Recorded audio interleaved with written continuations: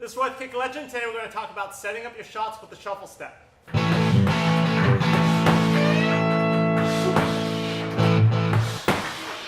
Welcome to Kick Legend, where I help you athleticize your art and put art to your fight. Here on a gorgeous day at Michigan Kickboxing Academy, where I just finished putting in my solo time. I want to talk a little bit about using your solo time to perfect and fine-tune movement that you maybe do on the pads or in sparring. And in this case, we're going to talk about taking a shuffle step in one direction to set up opening the line by taking off in the other direction. We do a lot of this implicitly when we do footwork like female triangle and stuff, but we can do it much more directly with straightforward step and slide and shuffling. A lot of times in our sparring or in our pad work, we can get into a habit of making the fake very abbreviated. We're just going to kind of like throw it out there before we move in the other direction. And that's fine. It's better than doing nothing, of course. But as I mentioned in my video on teep fakes with Crew Raul at Southside Muay Thai, sometimes the highest form of PIA is to just continue from a shot that you actually meant to do anyway. So, for example, we'll often set up attacks by throwing one combination and then switching the second attack after he's seen it a couple of times. In this case, we're talking about maybe shuffling to my left with a couple of jabs, shuffling to my left with a couple of jabs, and then shuffling left and then taking off right and maybe corkscrewing that down the middle if he's turning to face us. Just as one example. Well, a lot of times in our sparring or in our pad work, when we're in a rush to get that done, we'll do this fine, but then when it's time to set up the fake, we're just gonna like kind of almost take a very abbreviated step before we go. And an experienced fighter actually can read that fairly well to ignore it or kind of wait a second to see what's going on. If we can do this and then do this as a full and almost complete motion before taking off, it's going to work a little bit more of the time against an experienced fighter. We may want to abbreviate it a little bit because we want to steal the half beat on him, of course. So we can't take the full step, but we do want to make sure it looks real rather than just this kind of jerky motion. And we can use our time on the heavy bag, or in this case on the ball bag, to fine-tune that because we're not under pressure, right? A lot of times fighters are really good at just getting the job done, but we need to use our solo time to then clean it up. So here's a little series of ideas that I worked through today. So like the first thing I talked about, right, I'm going to shuffle left and then step right with the cross. And you notice I'm turning my hips into the target, envisioning that he's kind of tracked me but is maybe quarter turning, and I'm throwing over his left shoulder, right? Because if I see him move this way, I'm going to turn this way, and now the cross is coming over the shoulder. Similarly, I can do left and try to throw that uppercut.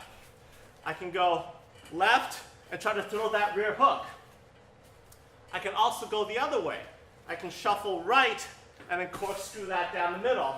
So in this case, I see him go this way, so I start turning, and then my guard now has a little bit of an open window as I'm turning, and I'm trying to throw that cross down the pipe. Similarly, I can go this way, and then if I see him turn, I can try to throw a hook that again splits the line. So we do want to use our imagination to envision how this is actually happening. I can do things like go this way and hope he turns and really get out of the way and throw that hook straight down the center, which is kind of a tough shot to block. And we just work through these on the ball bag or the heavy bag. So I'm going to go step right, then shuffle left. I'm going to step right with a couple jabs to make sure I have that ingrained. Then step right, go the other way. Step right, overhand. Step right, uppercut. From this angle, step right, overhand. Step right, hook down the middle. Step right, uppercut. Step right, straight cross. And then, of course, I can go the other way. I can step left, then turn and fire. Step left, turn and fire.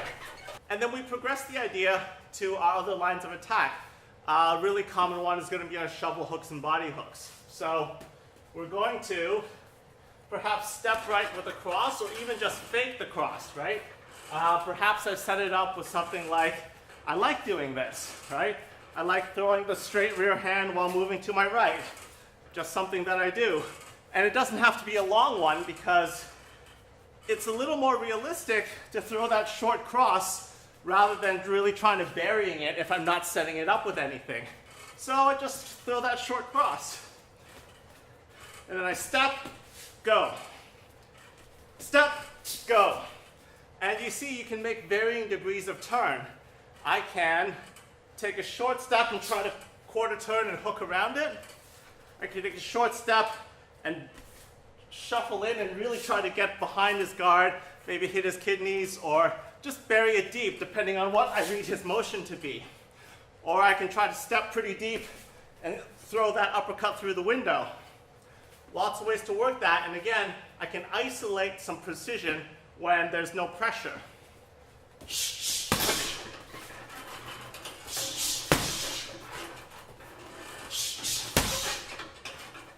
And you notice I'm not just standing over here for the sake of the camera. If I'm always starting dead on, if you're in many gyms, there's another bag beside you.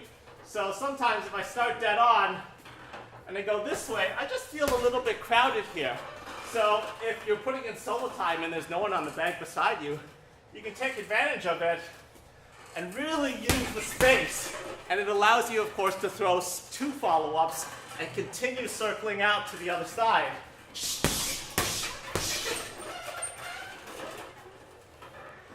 And then, of course, we can make sure we throw another shot to cover our exit or continue hitting.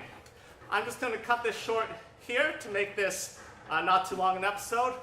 Make sure you work on this in your solo time, and if you have any other ideas, make sure you write in and let us know about it. In the meantime, this is Roy the Kick Legend here at Michigan Kickboxing Academy. Keep your chin down, elevate your striking.